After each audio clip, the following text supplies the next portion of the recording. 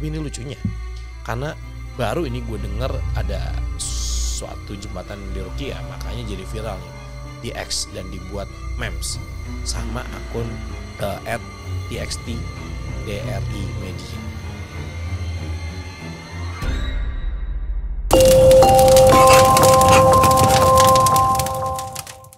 Kembali lagi di Unseen, ruang untuk merasakan karena tidak semua bisa dilihat.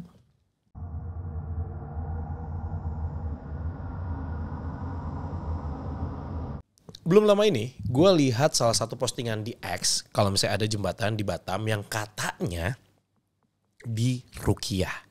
Ya, lo gak salah dengar, di Rukia. Jembatan itu dikenal dengan sebutan jembatan Barelang.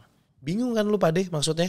Nah, kenapa bisa jembatan itu mau di Rukia? Kira-kira kalau misalnya di Rukia, bagian mana nih yang dipencet?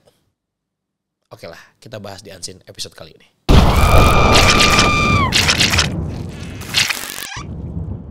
Sejarah jembatan Barelang. Jadi sebelum gue ngebahas ke mistisnya, gue mau kasih tahu dulu ya tentang sejarah adanya jembatan Barelang ini. Jadi kalau misalnya kalian warga Batam atau yang pernah main ke Batam, pasti nggak asing sama jembatan yang satu ini. Karena si jembatan ini tuh menjadi salah satu ikonnya kota Batam. Jembatan ini terdiri dari rangkaian 6 jembatan yang saling terhubung dan juga membentang sejauh 2.264 meter. Yang menghubungkan 3 pulau besar dan beberapa pulau kecil termasuk ke dalam provinsi Kepulauan Riau, diantaranya Tonton, Nipah, Sekotok, Rempang, dan juga Galang Baru.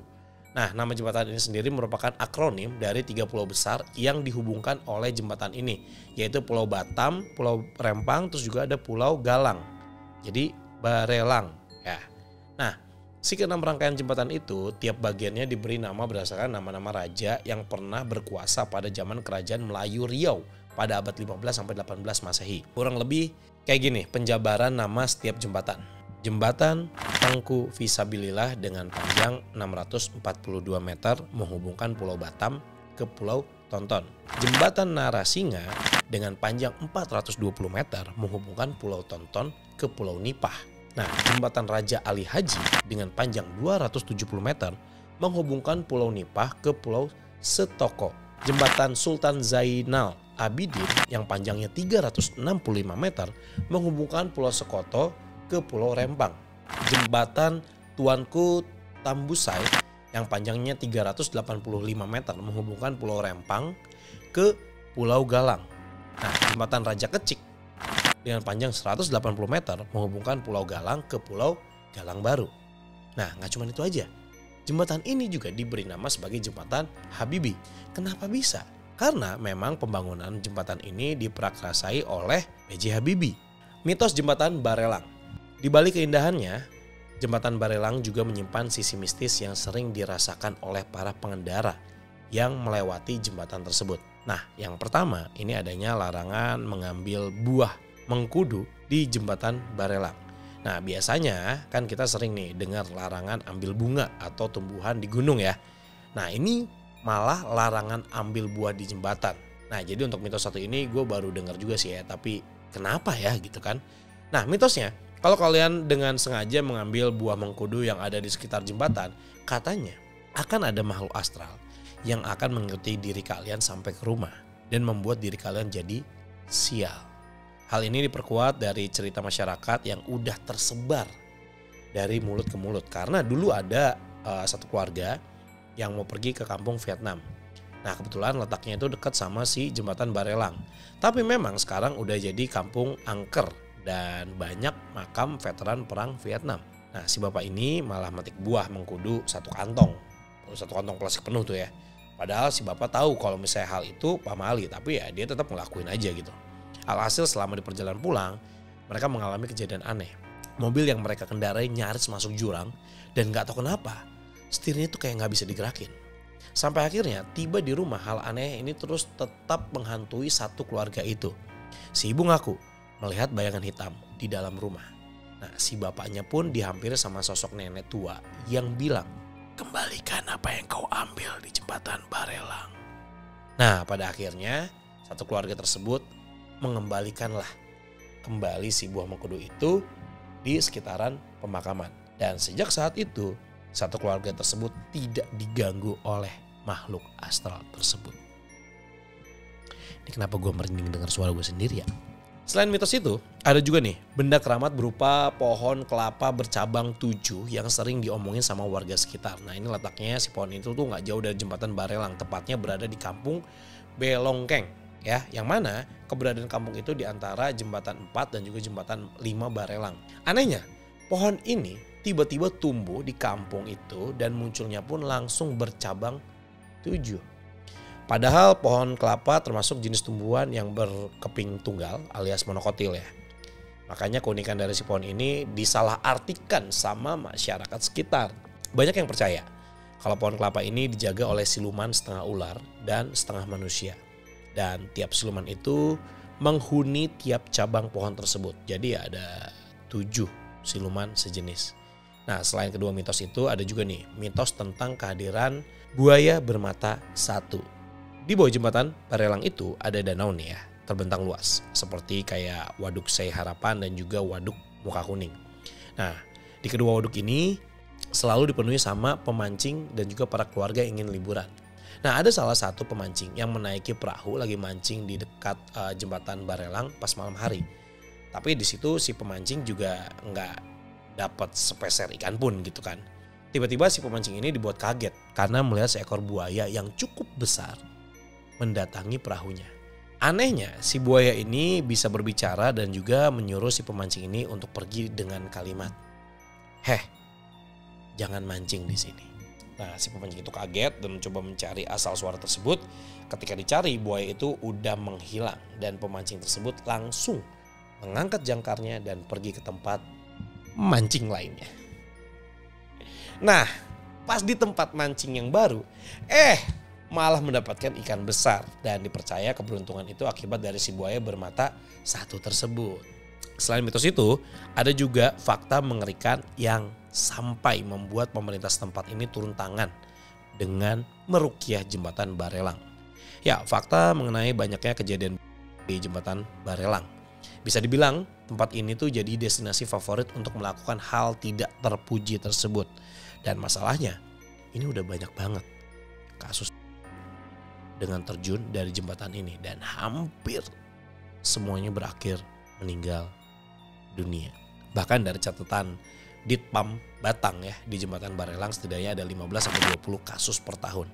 Nah karena banyaknya kasus ini menjadikan jembatan Barelang ini mendapat predikat sebagai tempat angker.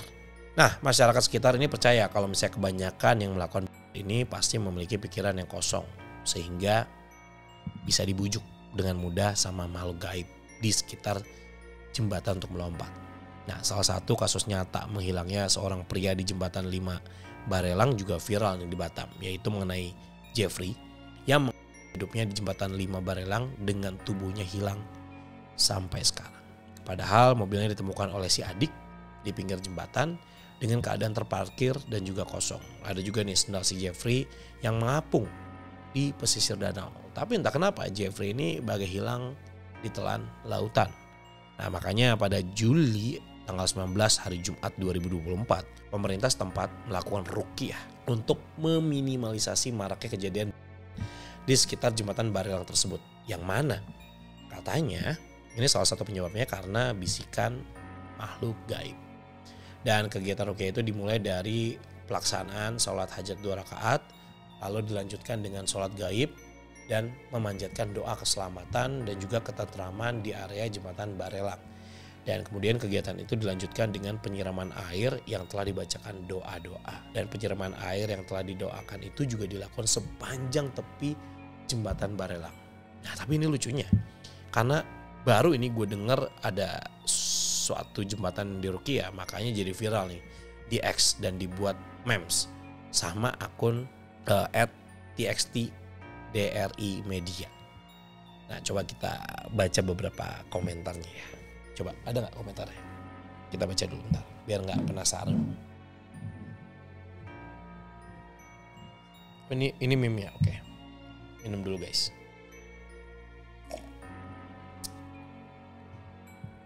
Kita munculin.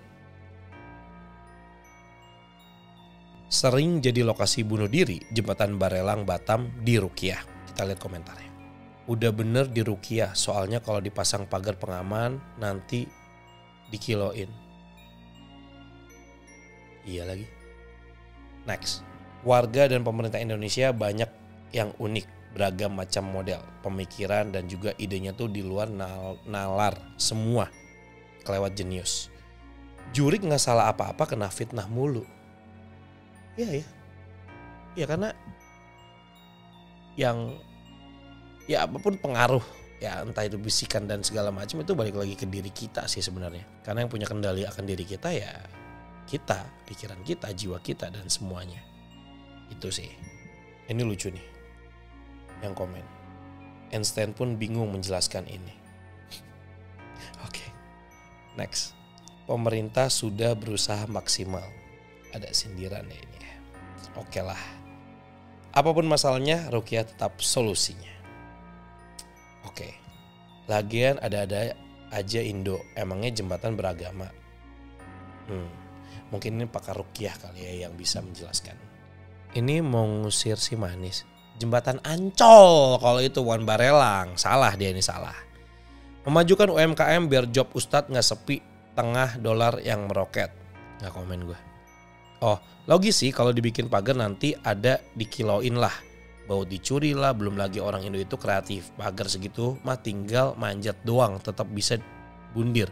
Belum lagi kalau pembangunan biayanya di markup dan dikorupsi. Kayak gak tahu orang kita aja. Ruqyah udah tepat sih. Yang di ruqyah siapa ini mestinya? Setan mana yang mau ngerasukin besi jembatan? Mboh. Harusnya dikasih speaker ngaji sepanjang jembatan. Lebih efektif, efisien. Gimana sih pihak setempat? Ya. Speakernya dong yang dicuri nanti. Oke, itu dia guys mitos mengenai jembatan Barelang ya yang sampai di ruqyah sama para ustadz setempat. Tapi gimana menurut kalian? Apakah cara meruqyah jembatan ini merupakan cara yang efektif? Drop dong pendapat kalian di kolom komentar. Siapa tahu ada yang bisa menjelaskan lebih pintar daripada Einstein.